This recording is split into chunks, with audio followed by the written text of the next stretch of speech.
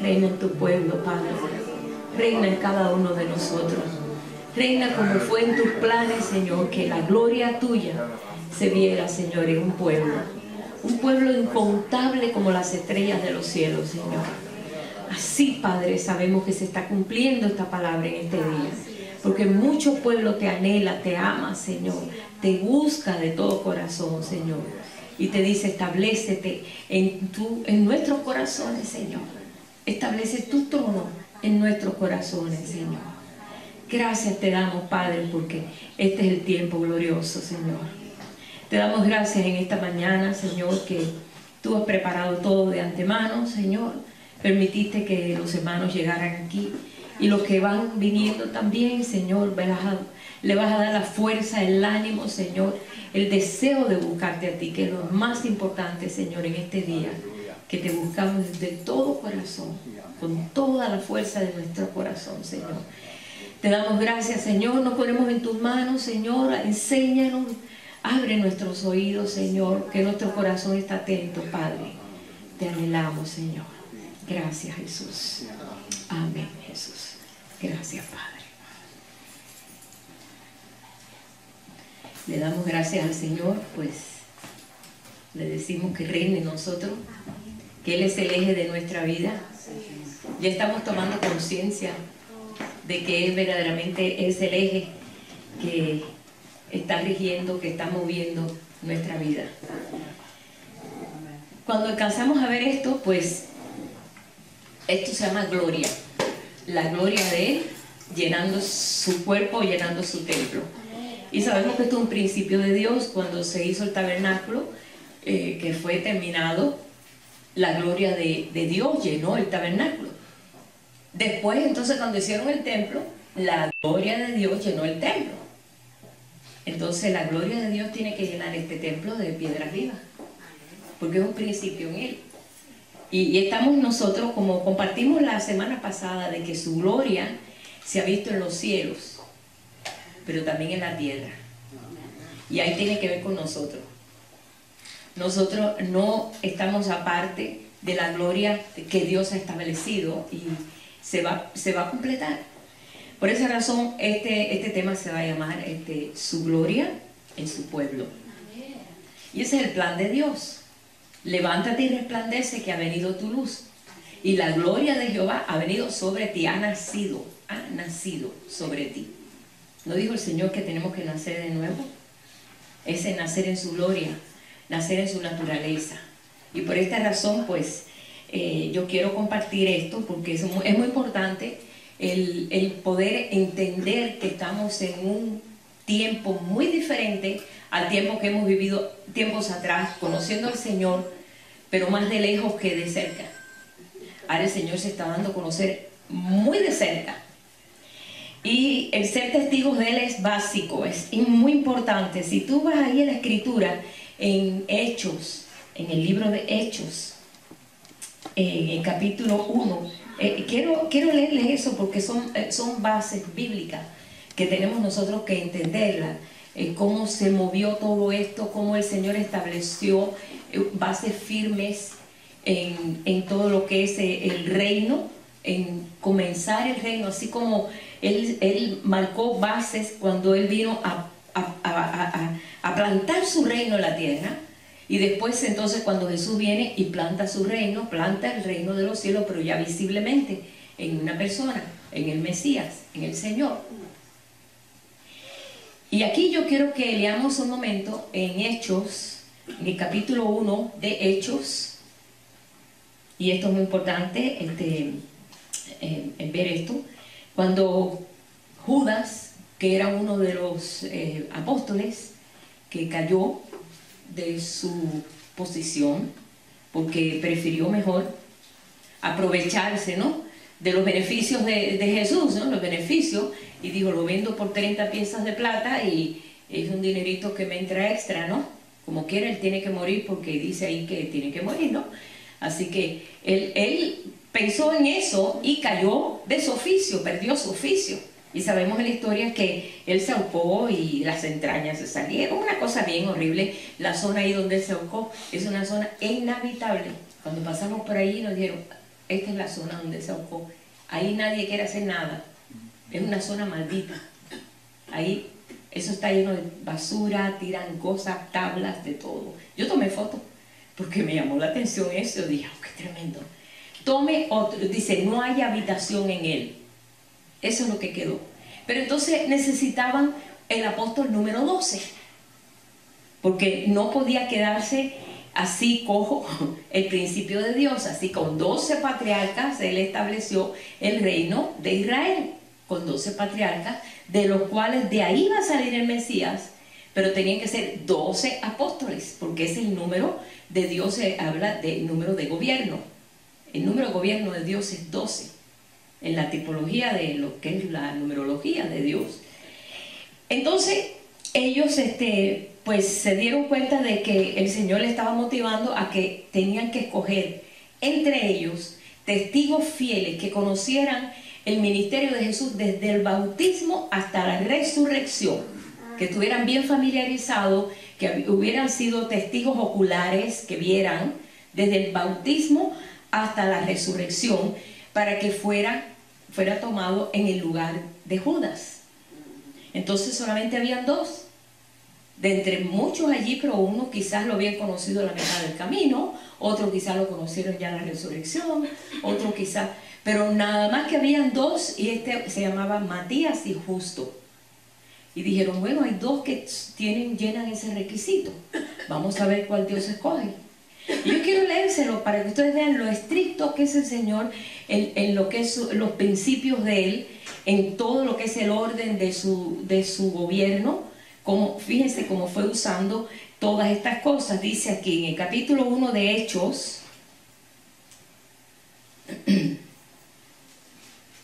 en el verso 15, vamos a ir para que nos podamos nosotros pues familiarizar bien. Ahí estaban ellos ahí en el aposento alto, estaban ellos los 11, más habían 120 en total, pero también había 11 discípulos que estaban apóstoles, estaban allí pues esperando y esperando que viniera, o sea, lo que Dios había dicho que iba a venir. Dice, en aquellos días Pedro se levantó en medio de sus hermanos, y los reunidos eran como 120 en número, y dijo, varones hermanos, era necesario que se cumpliese la escritura en que el Espíritu Santo habló antes por boca de David acerca de Judas, que fue guía de los que prendieron a Jesús. Él está recordando que en los Salmos David habló de lo que iba a ocurrir con Judas y cómo iba a entregar a Jesús. Todo eso estaba escrito. En las profecías sabía que iba a haber un traidor. Y Dios permitió que estuviera el traidor en medio de ellos. Le dio oportunidad al traidor también. Pero se iba a cumplir. Le dice, y era contado con nosotros, y tenía también parte en este ministerio. Pues, con el salario de su iniquidad, adquirió un campo, y cayendo de cabeza se reventó por la mitad, y por todas sus entrañas se derramaron. Así murió Judas. Y fue notorio a todos los habitantes de Jerusalén, de tal manera que aquel campo se llama en su propia lengua Acéldama, que quiere decir campo de sangre. Porque está escrito en el libro de los Salmos, sea hecha desierta su habitación, y no haya quien more en ella. Por eso ahí no se ha construido nada hasta este día de hoy. Y tome otros oficios, otro tome el lugar de él. Es necesario pues que de estos hombres que han estado juntos con nosotros todo el tiempo que el Señor Jesús entraba y salía entre nosotros, comenzando desde el bautismo de Juan hasta el día en que de entre nosotros fue recibido arriba, uno se ha hecho testigo con nosotros de su resurrección. Desde el bautismo hasta su resurrección tenían que ser testigos. Señalaron a 2, a José, llamado Barsabás, que tenía por sobrenombre Justo, y a Matías. Orando dijeron, Señor, tú que conoces los corazones de todos, muestra cuál de estos 2 has escogido, para que tome la parte de este ministerio y apostolado de que cayó Judas por transgresión, para irse a su propio lugar. Y les echaron suerte, y la suerte cayó sobre Matías, y fue contado con los 12 apóstoles. Se completaron los 12 apóstoles. Pero tenía que ser testigo Por eso yo digo, ahora hay tantos apóstoles que ni testigos son, la verdad. Yo no estoy generalizando, y quien tiene un corazón más de apóstol, ¿no? Pero es ser testigo de todo lo que Él hizo, habló, mostró, enseñó, caminó, hasta su resurrección, el misterio de la resurrección. Ellos estaban empapados en eso. Y esto era para empezar lo que es el reino de Dios, pero en lo que es en lo espiritual. Esto se tenía que cumplir. Pero bueno, te estoy hablando de esto porque el Señor está buscando testigos. Hablamos mucho, ¿verdad?, de los testigos de Jehová. Entonces, no, Él está hablando de testigos de su vida, desde su bautismo hasta su resurrección, el misterio de la resurrección. ¿Cómo es eso? Muchos cristianos no entienden lo que es el misterio de la resurrección, pero quieren ser testigos. El Señor te tiene que revelar todo eso, y eso nos da a nosotros, nos inspira a nosotros a no dejarnos caer, a no desanimarnos, porque sabemos que hay esperanza, ¿verdad? Que Dios es Dios de vivos, Dios no es Dios de muertos. Tenemos que estar bien plantados, bien entendidos en eso. Pero bueno, vamos a abrir ahí la escritura en Isaías 43. Y vamos a leer desde el 6 al 13.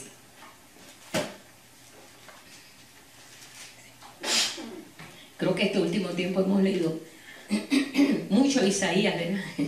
Las profecías, estamos emocionados, por lo menos yo estoy emocionada con las profecías, viendo cómo se está cumpliendo, todo se está cumpliendo, cómo Dios es veraz, es verdadero, no es mentiroso, sea todo hombre mentiroso, pero sea Dios verdadero. Dice aquí en el 43, verso 6: diré al norte, da acá, y al sur, no detengas, trae de lejos a mis hijos y mis hijas de los confines de la tierra. Hay un llamado, el Espíritu de Dios, el soplo de Dios se está moviendo, el viento de Jehová, como decimos, el viento de Hashem, el Dios poderoso, está soplando, está motivando, está moviendo a sus hijos. Sus hijos son los que quieren conocer todo el misterio de Dios. Cuando tú amas realmente de dónde tú saliste, quién es tu padre, tú quieres saber todo lo de tu padre, ¿verdad?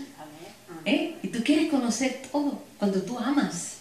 El amor no es solamente información, sino es relación. Y por esta razón viene esta palabra que nos da aliento a nosotros, donde el Señor está tomando carta en todo este asunto que estamos viendo alrededor de nosotros, que pensamos que el mundo anda de patas arriba. Sí está. ¿Por qué se oye? Dice, ¿por qué anda la gente diciendo cosas vanas? Entonces está en los salmos, entonces sabemos. Pero ¿Dios tiene control? Sí. Dios tiene control. Dios es un Dios tan organizado que nosotros no entramos en su organización porque no lo entendemos a veces.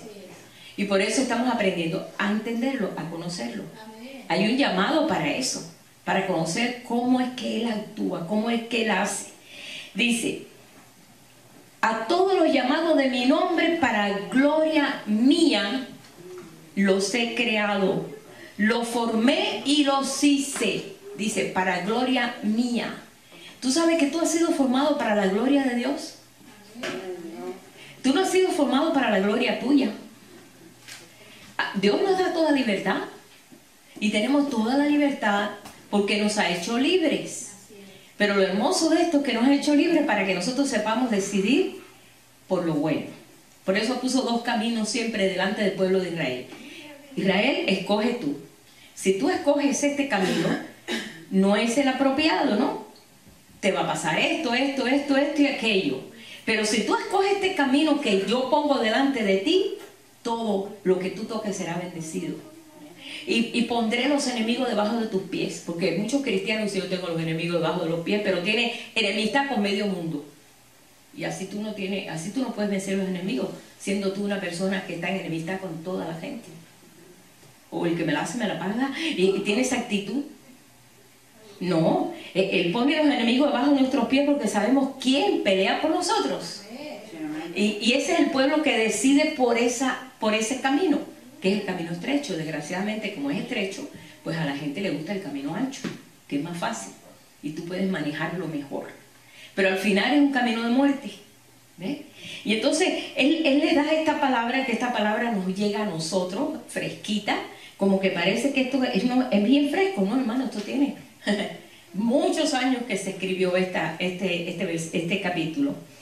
Dice, todos los llamados de mi nombre para gloria mía los he creado, los formé y los hice. ¿No dice, mi embrión vieron tus ojos?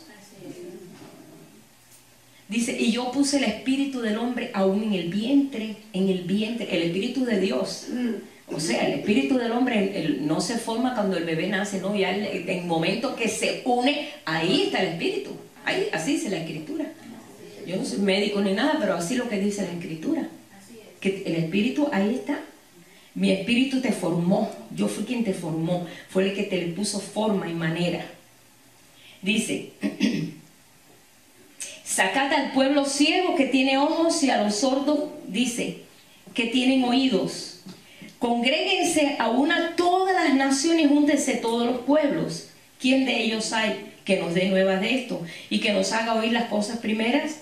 Presenten sus testigos, justifíquense, oigan y digan, es verdad. Vosotros sois mis testigos, dice Jehová, y mi siervo que yo escogí. ¿Para qué? ¿Para qué nos escogió como testigo? Aquí está la respuesta. Para que me conozcáis. Subraya eso. Y creáis. Subraya eso. Y entendáis. Hay tres acciones ahí. Hay tres acciones muy importantes ahí que está puesto en nosotros. Para esa razón somos testigos. Para que nosotros podamos entender, conocer y creer de que Él, como dice aquí, que yo mismo soy, antes de mí no fue formado Dios, ni lo será después de mí. Pero es necesario esas tres acciones, que vamos a estar viendo en este tema que voy a compartir. Yo anuncié, salvé, hice oír, pero no hubo entre nosotros, y no hubo entre vosotros dioses ajenos. Vosotros pues sois mis testigos, dice Jehová, que yo soy Dios. Aún antes que hubiera día, yo era, y no hay quien de mi mano libre. Lo que hago yo, ¿quién lo estorbará? Pero en esa acción estamos nosotros pues aprendiendo a cómo hacer testigos de Él. Cuando piden un testigo en un caso, ¿no? Cuando hay un accidente, por ejemplo, y alguien vio el accidente, esa persona es clave, porque esa persona fue la única que vio lo que pasó. Cuando ha habido como pasó cuando el Titanic, los que se salvaron pudieron hablar, los demás, pero los que se salvaron pudieron decir, mira, así ocurrió, el barco se hundió de esta forma y pasó aquello, y eso fue muy importante porque eso era en alta mar y no había forma. Ahora que cayó un avión lleno de deportistas, ¿verdad? Que vimos qué triste fue eso, ¿no? Se salvaron unos cuantos, que por cierto eran cristianos, se salvaron. Porque dice que todos empezaron a correr en el avión atemorizados y ellos se tiraron como mandan siempre que te pongas, y esos vivieron. Y contaron cómo fue la cosa. Se quedó sin gasolina el avión. Ese fue el resultado. Se quedó sin gasolina. Pero se cayó. Eso dijo la caja negra esa que pone, ¿no? Que tiene, ¿no? El avión. Horrible. Pero bueno, ellos pudieron decir, pasó esto, pasó aquello, en el avión todos empezaron a gritar, empezaron a correr, pero ¿quién iba a saber eso si no era alguien que estaba allí? ¿Quién iba a hablar de lo que Jesús realmente pasó en la cruz si no fue Juan? Juan era el único que podía explicar exactamente qué Jesús dijo, qué habló, qué le dieron a tomar, qué clamor, qué le dijo el que estaba al lado de la cruz. Fue Juan, que fue el único testigo que hubo allí. Estaba así María, la madre de Jesús, estaba María Magdalena, estaban las mujeres, pero estaban lejos, porque no podían acercarse.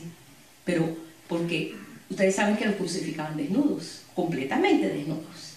Entonces era algo tan humillante que dejaban a las mujeres lejos. El único que estaba era Juan.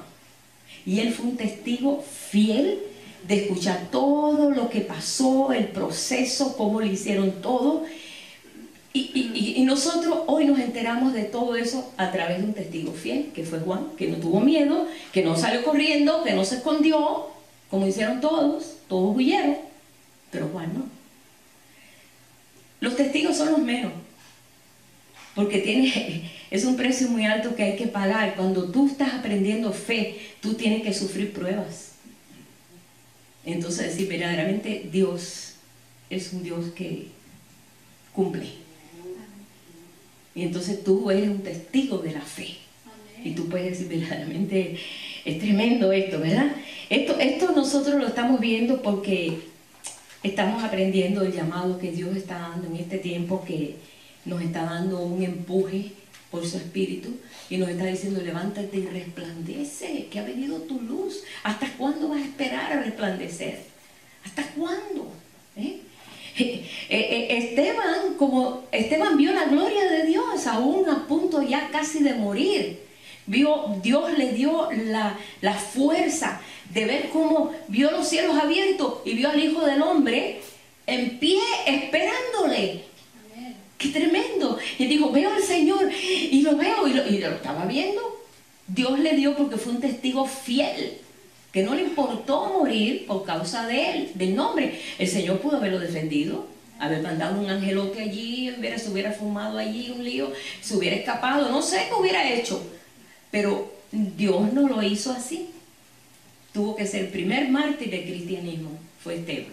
Tuvo que sufrir, ser lapidado, pasar por esa humillación, pero no perdió nunca su postura, porque brillaba con la gloria de Dios.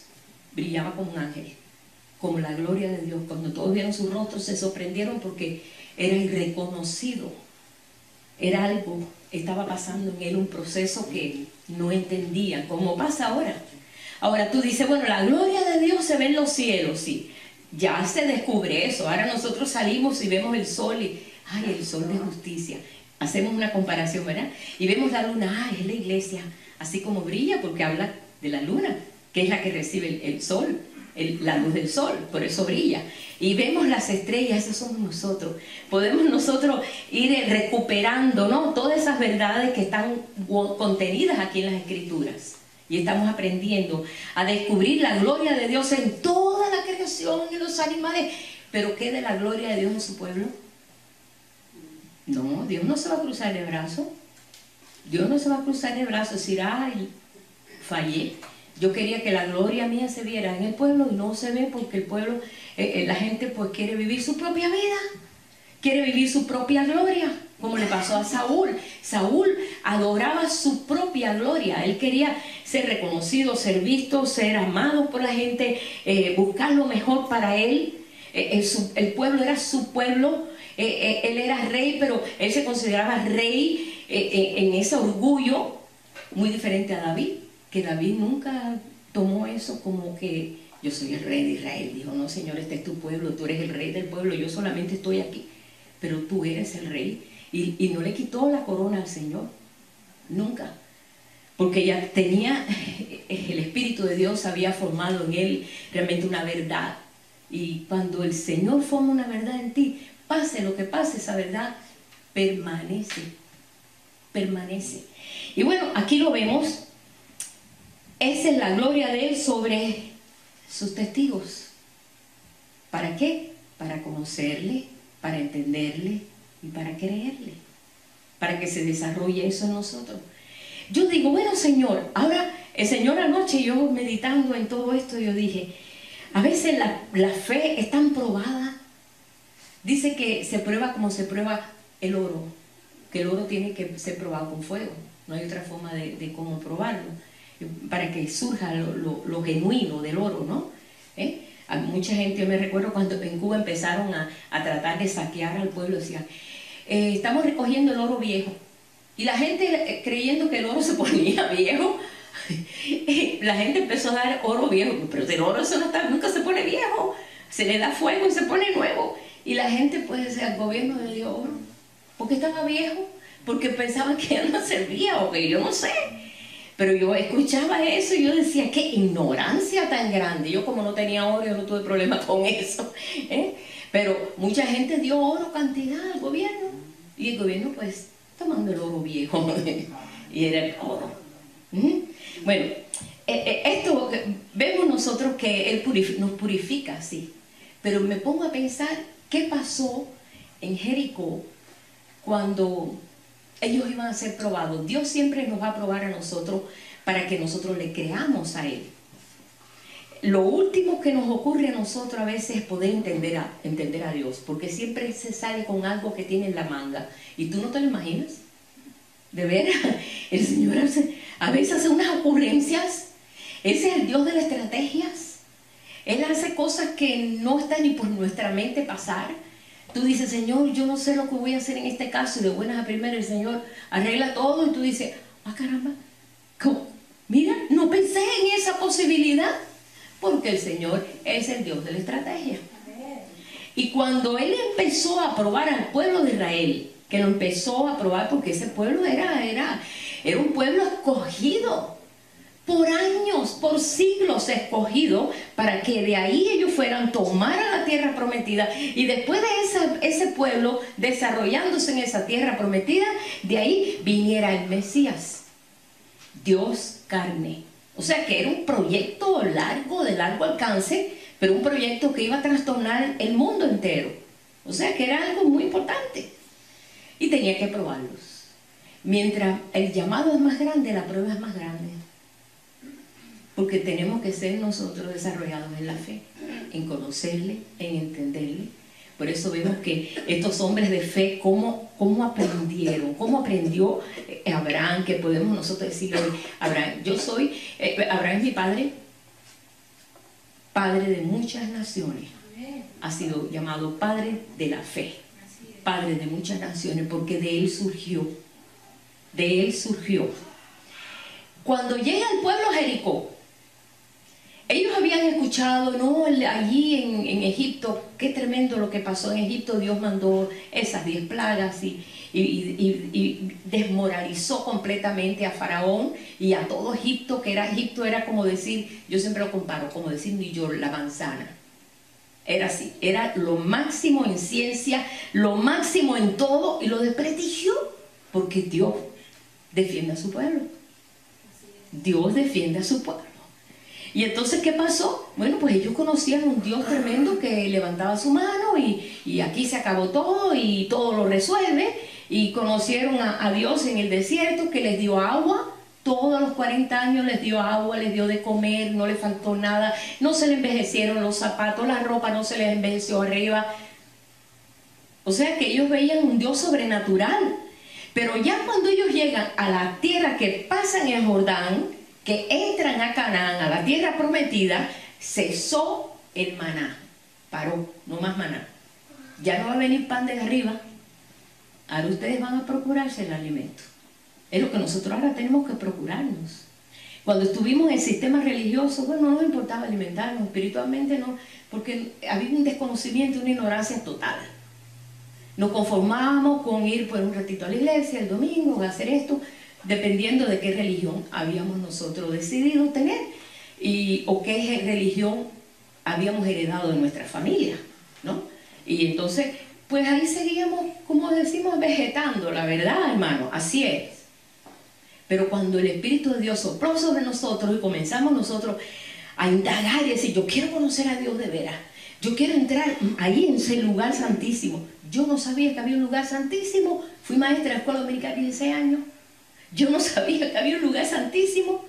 Yo no sabía que había 3 posiciones en Cristo, en los atrios, el lugar santo y el lugar santísimo. ¿Qué vas a ver? Que habían 3 edades espirituales en el pueblo de Dios, 30%, 60% y 100%, que son los 3 habitaciones de Dios. Y yo no sabía que Dios quería que yo estuviera en el lugar santísimo. ¿Quién sabía? Nadie. Yo vine a enterarme de eso, ¿saben qué, hermano? En el año 77, cuando comencé en el Instituto Bíblico aquí en San Antonio, Texas. Pero yo no sabía nada de eso.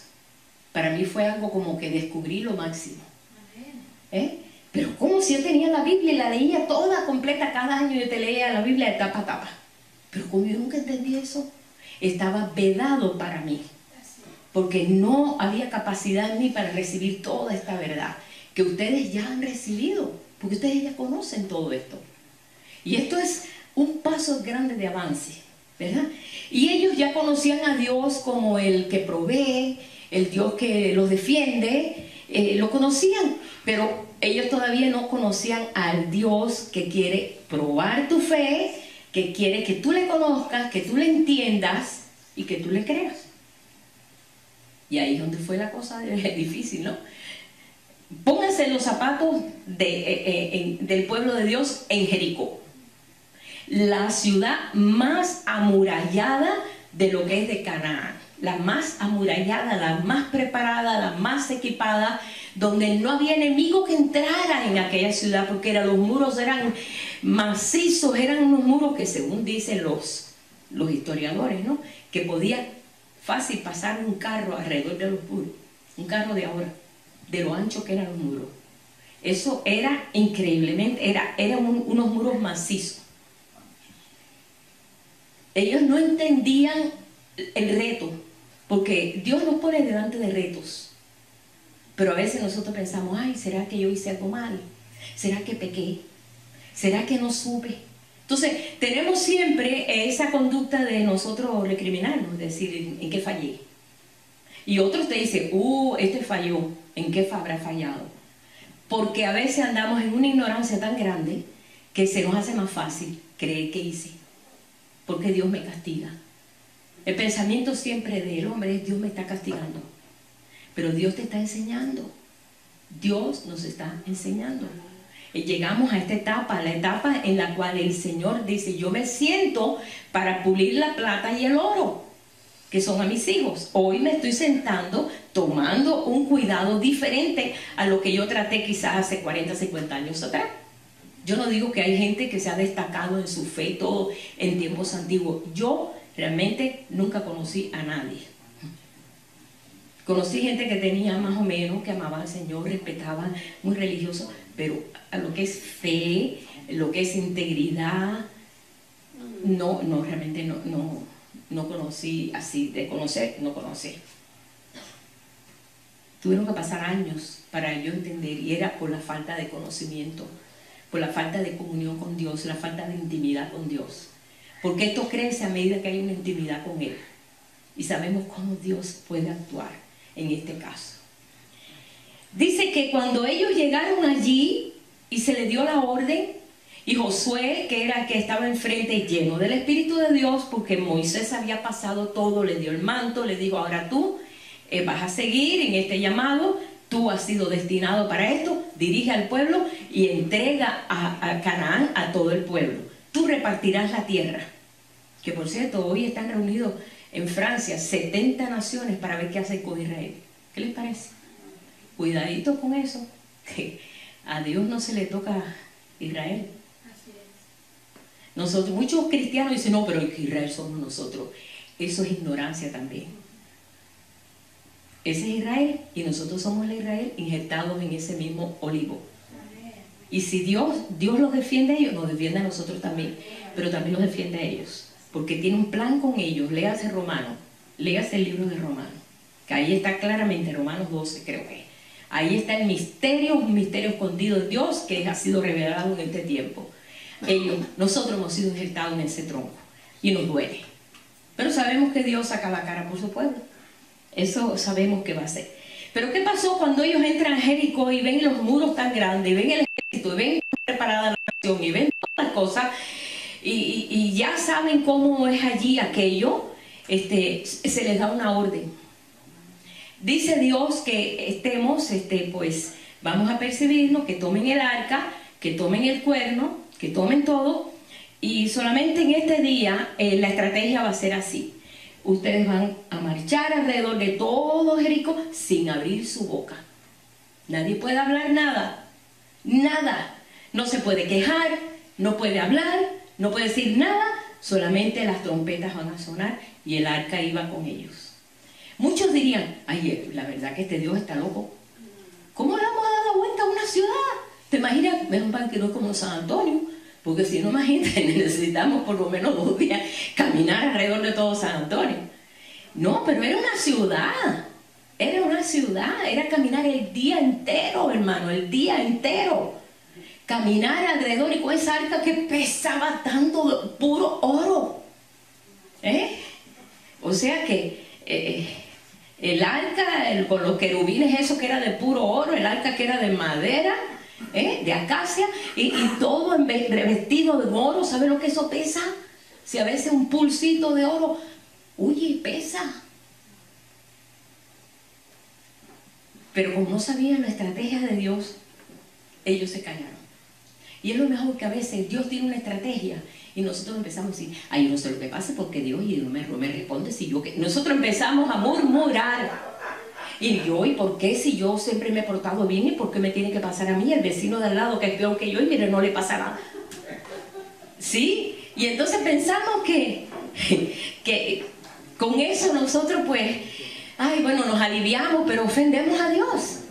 Ellos no podían hablar nada. Ni siquiera después ni en su campamento. Cansados, como decimos nosotros, con la lengua afuera, de haber caminado alrededor de la ciudad. Dios no hizo nada. ¿Y para qué caminamos alrededor de la ciudad? Mira, llegamos aquí, Dios no hizo nada. Me imagino que algunos de ellos se quedaron mirando a ver qué iba a pasar en la ciudad y no pasó nada. Y dijeron, al otro día por la mañana, cuando se despiertan todos medio cansados, dijo Josué, levántense todos, tomen el arca, tomen los cuernos, los chofar, y vamos a darle otra vuelta otra vez a Jericó. ¿Pero por qué? Si ayer no pasó nada. Otra vuelta. Y callada la boca. Hermano, eso lo hizo por 6 días. Eso, tú dices, bueno, ¿y por qué yo tengo que pasar esta prueba? Acuérdense siempre de Jericó. Porque fue el primer milagro que hizo Dios en la tierra prometida. Y Dios tenía que enseñarle que tenían que creer. Tenían que saber esperar. Tenían que reconocer que Dios tenía el mango agarrado por el mango, podemos decir, el jarro amarrado, aguantado por el mango, ¿no? Que Dios estaba mandando todas las cosas. 6 días, ya el 7º día dijeron, ay, Dios mío, pero ya el Señor, esto es mucho, pero no podían ni se quejarse. Qué rico es poder quejarse, hermano. Vamos a hablar ahora en vivo. Qué rico es poder quejarse. Que alguien nos escuche. Necesito quejarme, Señor. ¿No es verdad, hermano? ¿Sabe? Quéjate al Señor. Si tienes permiso de quejarte con Él. Señor, no sé, tú quéjate, porque David se quejaba con Dios. Dios no te va a tomar. Ahora, no la acuses, eso sí que nunca la acuses. ¿Y por qué tú? No, eso así no. Quéjate, Señor, no entiendo, ayúdame. ¿Cuántos de ellos habrán dicho eso? Pero el 7º día todavía la puso peor. Fue peor, pero fue más glorioso. El enfermo, cuando se pone más grave, a veces se cura. Sí, yo he oído eso, sí. Mi sobrina es enfermera, bueno, ahora está trabajando enfermera en otro tipo de... Pero trabajaba con lo que era el cuarto de los niños graves y los prematuros. Dice, yo no entiendo por qué los niños estaban hasta mejor y se morían. Y los que estaban graves, vivían. Ella nunca ha entendido eso. ¿Por qué no entiendo? Niños graves que tú dices, no, ya no hay remedio. ¡Pum! Se levantaban y salieron bien. Dice, nunca entenderé eso. ¿Por qué pasa eso? Bueno, así mismo, el última vez le dijo, bueno, ahora prepárense bien, amárrense bien el cinturón, porque ahora vamos a dar 7 vueltas. Eso era para, hermano, para desanimarse y decir, mira, agarra la tierra prometida y cógetela tú, porque yo me voy para atrás. Sí, pónganse en los zapatos de esos, hermanos. Sobre todo los sacerdotes que iban con el arca. Esa arca no pesaba 3 libras. Tenés que dar tanto, caminar tanto, ¿no? Pero ese era el día que la gloria de Dios se iba a manifestar. Hay quien se cansa a la mitad del camino y dice, ya no más, no. Esto es mucho el reto para mí. El reto para el pueblo de Dios de este tiempo postrero es un reto grande. Dios tiene que desarrollar en nosotros muchas cosas. La fe, la esperanza, y conocerle a Él, el entenderle a Él. Y si no le entiendo, esperar en Él, a ver qué cosa va a hacer. Y quedarte esperando, sabiendo que va a hacer algo. Y entonces Dios hará. Como dice, Encomienda al Señor tu camino, espera en Él y Él hará. Amén. Él no te va a defraudar, Dios no defrauda. Lo único que Él toma su tiempo. Dice, Él se sienta, al final el oro y la plata. ¿Por qué? Porque Él quiere que se vea en su pueblo la gloria que Él tiene destinada para su pueblo.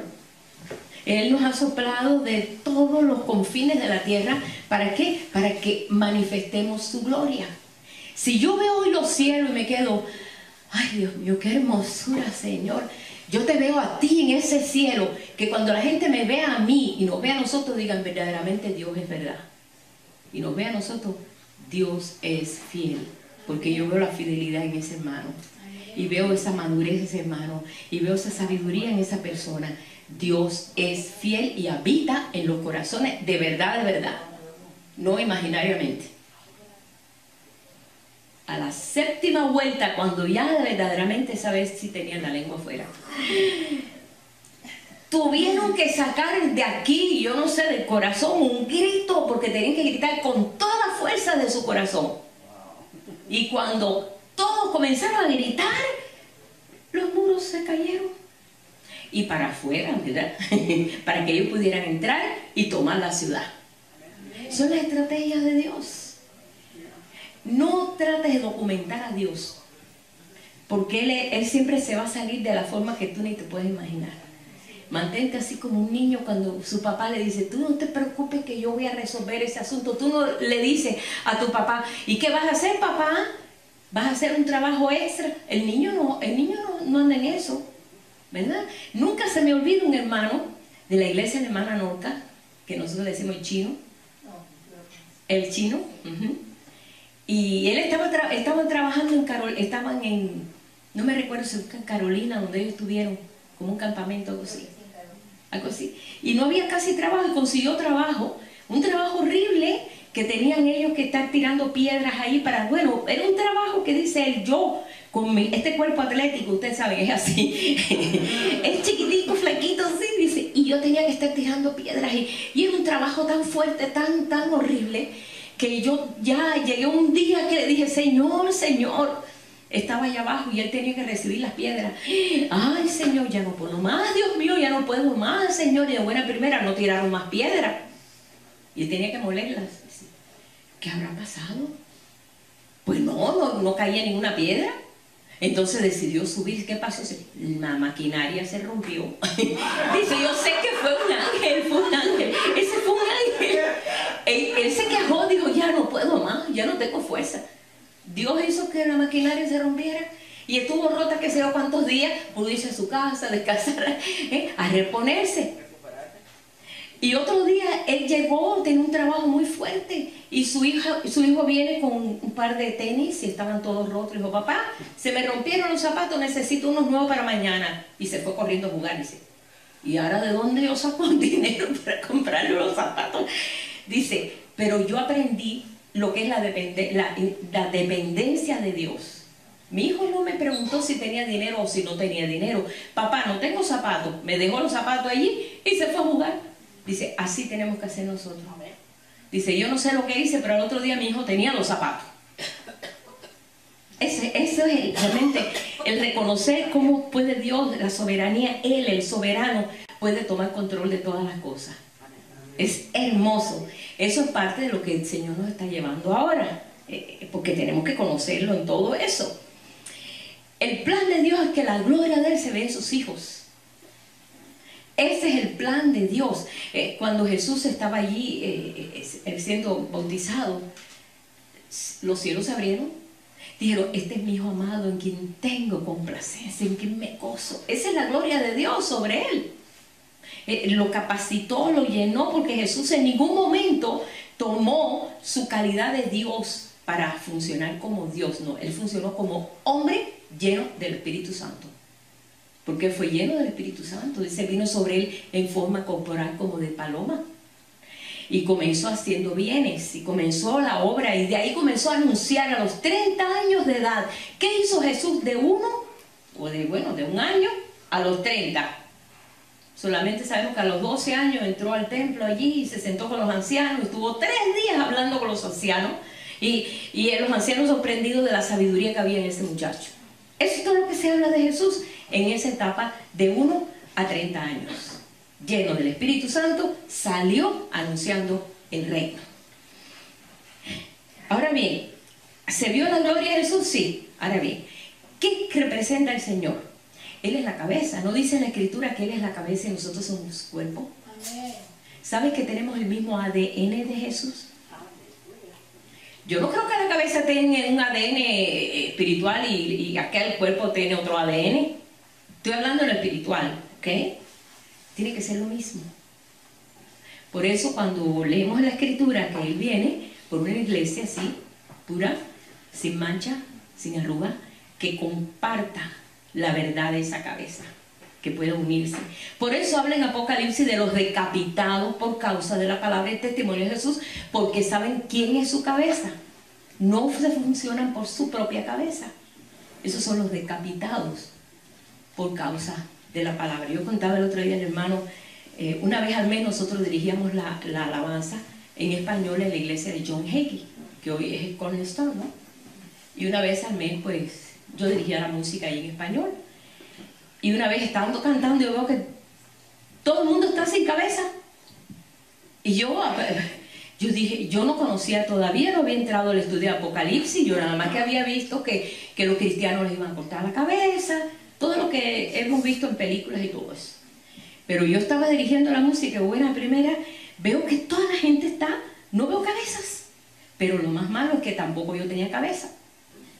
Y yo dije, aquí va a haber un juicio. Enseguida dije, eso va a ser un juicio aquí, sobre todo acá. Pero cuando yo miro que yo tampoco tenía cabeza, digo, no, no debe ser un juicio. No, eso no es un juicio. Porque tú sabes, uno se defiende, ¿no? Y Dios, ¿qué será esto? Dios mío, ¿qué será esto? ¿Va a pasar algo? ¿Va a haber aquí un...? Pues, ¿qué va a pasar a los cristianos? ¿Qué va a ocurrir, Dios mío? Y me puse... al momento me confundí, pero yo no dije nada. Yo le dije, hermanos, el Señor dice que los va a decapitar a todos. No, hombre, me botan de allí.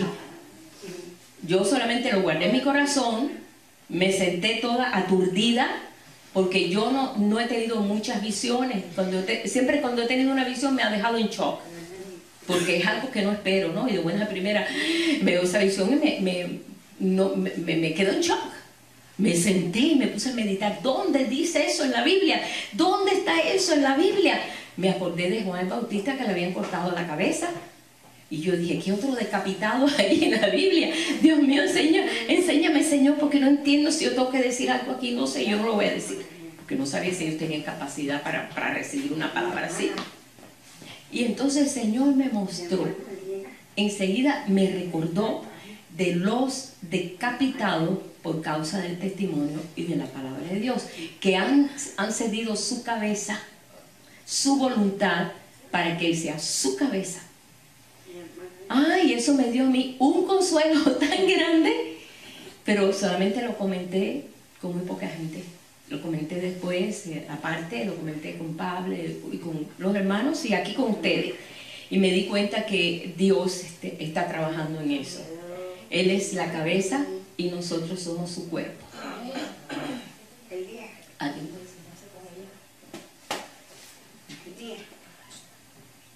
¿Ok? Bueno. Así como Él ha puesto su gloria sobre los cielos, así también lo pone sobre sus testigos en este día. Dice, aquí mismo nosotros lo leemos en Isaías 61:6, donde dice, y seréis llamados sacerdotes de Dios, ministro de nuestro Dios. Seréis llamados sacerdotes de Dios, ministros de nuestro Dios. ¿Sabe que el Señor nos está llamando a ser reyes y sacerdotes? Esto no se hablaba cuando estábamos en la religión. Tú sabes, no, es que ni lo entendíamos. Pero el Señor nos está llamando a dar un escalón un poquito más allá, a subir a esas alturas. Y eso tiene que ver para que su gloria se vea. ¿Por qué? Porque Dios nos ha cedido su gloria. Y vamos a terminar aquí en este capítulo de Juan 17, verso 22, que lo hemos leído tantísimas veces. Vamos a terminar aquí en esto.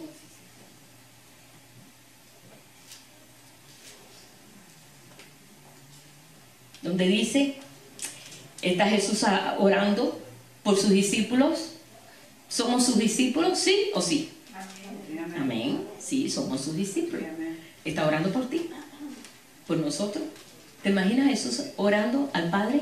Que el Padre le diga, no, Jesús, me estás pidiendo algo imposible. No. yo no creo que el Señor se haya puesto a orar algo que no se habrá. ¿Algo imposible para Dios? ¿Habrá algo? Nada, nada. Le dice, en el verso 20, para que no pensemos que esto solamente fue para los apóstoles, porque hay quien le gusta mucho ubicar la cosa en la historia. Y este es un libro de actualidad. Cuando habla aquí de que él habla a sus discípulos, está hablando a ti.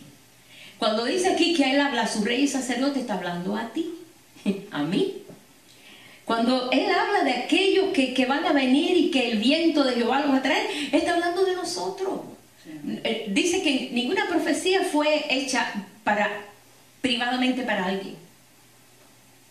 Cuando leemos estas cosas, yo digo, Señor, no, eso no fue solo para Isaías, eso es para mí también. Yo me apropio. Y para lo que viene después de uno, por supuesto. Como dice aquí, dice, no ruego solamente por estos, dice, sino también para los que han de creer en mí por la palabra de ellos. Ahí estamos nosotros.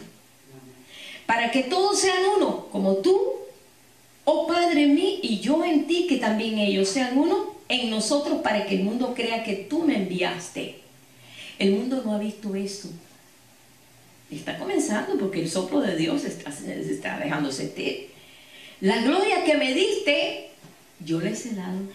Él nos dio esa gloria. La gloria que me diste, yo les he dado. Para que sean uno, así como nosotros somos uno en Él. No es para que solamente decir, no, ahora nosotros somos uno, yo soy uno con este hermano. No. Mira, si yo soy uno con Él, yo soy uno con todo. Ahora, no trates de ser uno con otros y no ser uno con Dios, porque eso no sirve. Eso no funciona. Porque en la primera situación se agarran del moño. Y de veras, yo vi muchos problemas en las iglesias y guerras. Y, una iglesia que nosotros tuvimos, lo voy a dar de ejemplo porque aprendemos de ejemplo. Se dividió la iglesia porque una parte quería las cortinas rojas y las otras partes la querían azul. Y se dividió. Y el pastor renunció por una cosa tan baladí, tan tonta. Yo, mira, arranco todas las cortinas y digo, ahora ni roja, ni azul, ni esto, a ninguna. Porque estoy trabajando con puros nenes. ¿Eran puros nenes? No, yo quiero un osito, no, yo quiero un perrito. Eso no es el reino no es eso. El Señor ha tenido que tener una paciencia con nosotros tan grande, mostrarnos a nosotros qué cosa es lo que es verdadero y lo que no es verdadero. ¿Para qué? Para que seamos verdaderos testigos en este tiempo que nos ha tocado vivir. La gloria que me diste yo se las he dado. Yo le he dado esa gloria a ellos para que ellos la manifiesten. La gloria no es para guardar en un cajón del baño, ni en el escaparate del cuarto, ni en el closet. No, la gloria de Él es para que se muestre. Así como nosotros vemos el sol, la luna, las estrellas, los animales, donde quiera que nos movemos, vemos Dios, Dios, Dios, hasta la hormiga. Me decía una compañera mía de cuarto grado, que la tengo en Facebook porque tengo mi compañera de escuela también, de cuarto, de sexto, de 7, de 8. Tengo muchas compañeras de escuela. Me dice, ay, hay una plaga de hormigas aquí tremendo en mi casa, no sé cómo voy a acabar con las hormigas. Ellas no creen en los pies secos ni en los pies mojados. ¿Dónde quiera? Así mismo. Dice, los tengo donde quiera las hormigas. Dígame, por favor, si para algo sirven las hormigas. Y le escribo, si poseen ácido fólico. Le pongo así. Y dice, pues a comer hormigas. Dice, porque ya me he comido muchas. Y dice, a comer hormigas. ¿Por qué? Porque no sé para qué. Pero si tú te pones a estudiar, la vida de las hormigas te enseña. Si tú vas a Proverbios, te habla de la araña, te habla del conejo, te habla de todos los animales, de la serpiente, te habla de... ¿Por qué tiene que hablarse de esos animales aquí? Bueno, de la cucaracha no, pero de la cucaracha también tiene razón. Sí, porque todo lo que hay, ¿no? Y tú ves eso y tú dices, wow, qué Dios tan grande. Ahora te imaginas cuando ven el pueblo de Dios, la gente diga, wow, qué pueblo tan tremendo. La gloria de Dios se ve en ellos. No nos pasó cuando vimos a aquellos jóvenes cristianos que los decapitaron y todo lo que hacían era honrar al Señor. Dijimos, wow, qué fe, jóvenes de 20 años, 21 años decapitados por los ISIS. Nada, porque le quisieron decapitar, punto. Egipcios cristianos. Los decapitaron a la orilla de una playa. Y ellos, por Jesús, por Jesús. Eso es gloria. Eso es gloria. Eso es levantar el nombre de Dios. Qué bueno que nosotros no vamos a pasar por esa etapa. Yo creo que no. Yo confío que no. ¿Sí? Porque hay muchos que no todos pasaron por eso. ¿Ves? Pero ¿cómo manifestar? ¿Y yo me voy a quedar atrás y no manifestar su gloria? No, hay un reto, hermano. O entendemos, creemos y conocemos. Tenemos que conocerle a Él. La vida eterna es conocer al Padre. Esa es, tú quieres vida eterna, conoce a Dios. Por lo menos, préstate a conocerle. Yo te quiero conocer, Señor. Yo te quiero conocer. Enséñame. ¿Acaso Job no lo conoció viendo cuando ya al final Dios le dijo, mira, ahora comenzó con todo el espacio, comienza a ver los cielos, comienza las estrellas, mira como las Pléyades, mira como esto, y le empezó a decir, y él veía la gloria de Dios en todas cosas, en las cabras monteses, en los animales, y él empezó a pasear por toda su creación, y después cuando lo toca a él, Job se dio cuenta, qué gloria tan grande. ¡Qué gloria, Señor! Yo ahora me di cuenta que yo no sé nada. Y sabía, era un hombre sabio, era un hombre justo. Y era un hombre que, según dice, era perfecto, dicho por Dios. ¿No has visto a mi hijo? Perfecto. Mi hijo joven, perfecto. Pero le faltaba lo más importante, el conocer al Señor en su propia vida. En su propia realidad. ¿Y sabes qué? Que lo aprendió. Nosotros tenemos, hermanos, que seamos nosotros motivados, porque estamos en ese tiempo, que la gloria de Dios llene este templo, tiene que llenarlo, es parte integral del plan de Dios. Yo quiero que sea lleno. Este templo declara su gloria, el templo siempre anunciaba su gloria, y todos iban y adoraban, y entonces cuando adoraban, la gloria de Dios se manifestaba, pero todos no lo presenciaron. Todos quizás no lo valoraron. Pero el Señor está poniendo en su espíritu en cada uno de nosotros para comenzar nosotros a enfocarnos realmente en lo que es genuino, en lo que es verdadero. No es una religiosidad, es una relación de amor con nuestro Creador y Padre. El que nos ha creado, el que puso espíritu en nosotros cuando estábamos en el vientre de la madre, que ni siquiera ni la madre sabía que estaba embarazada. Ahí estaba a los 15 días de estar el óvulo conectado al espermatozoide. A los 15 días el corazón comienza ya, es lo primero comienza, cuando todavía la madre ni se entera de que está embarazada. Y ya Dios sabe que está ahí. ¡Qué tremendo! Si Dios tiene ese control, ¿cómo nosotros no vamos a estar experimentando esta gloria? Es hora que nosotros despertemos esa realidad, ¿verdad? Vamos a ponernos en pie. Y si todavía estás pensando que hay tantas cosas que se atraviesan por el medio, muchas ocupaciones, hermano, pero mira, tu mente, tu corazón, tu espíritu está alerta. Parece que no, pero sí. Y nosotros en esta mañana vamos a darle gracias al Señor. Y si en nosotros no hay ese aliciente, esa búsqueda, porque estamos tan atribulados con tantas cosas que es verdad que estamos ocupados.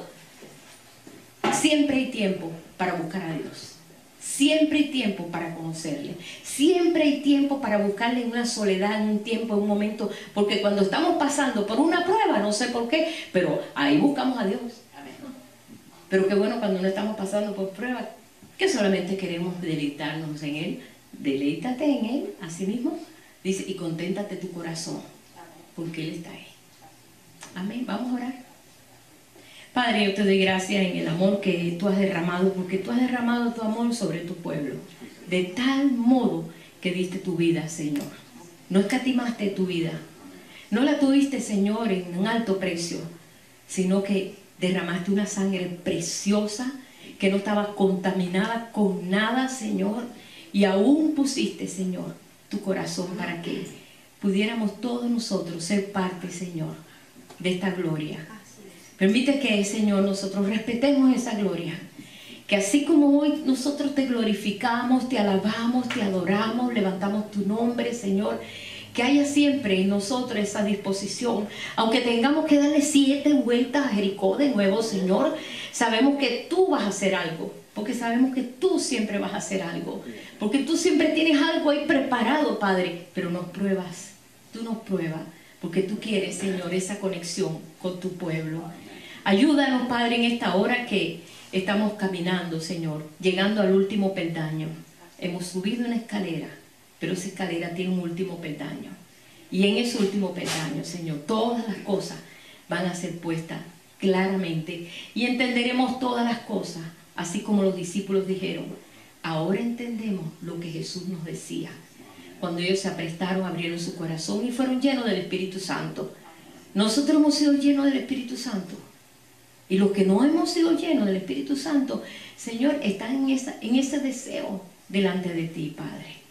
Hay un clamor en tu pueblo. Y ese clamor, Señor, ha llegado a tus oídos. Escucha el clamor de tu pueblo en este día, Padre. Bendecimos tu nombre en esta mañana. Te damos gracias, Padre, por todas las cosas que has traído y por todas las cosas que hemos tenido que pasar para llegar a este momento y en este día, Señor. Capacítanos, Señor. Sana nuestra dolencia, Señor. Sana nuestra tierra, Señor. Sana, Padre, todo lo que tiene que ser sanado para que la gloria tuya, Señor, llegue al tope de todas las cosas, Señor. Yo te doy gracias, Padre. Y junto con mis hermanos, yo te bendigo, Señor. Amén. Aleluya. Gracias, Jesús. Gracias, Padre. Pueden sentarse.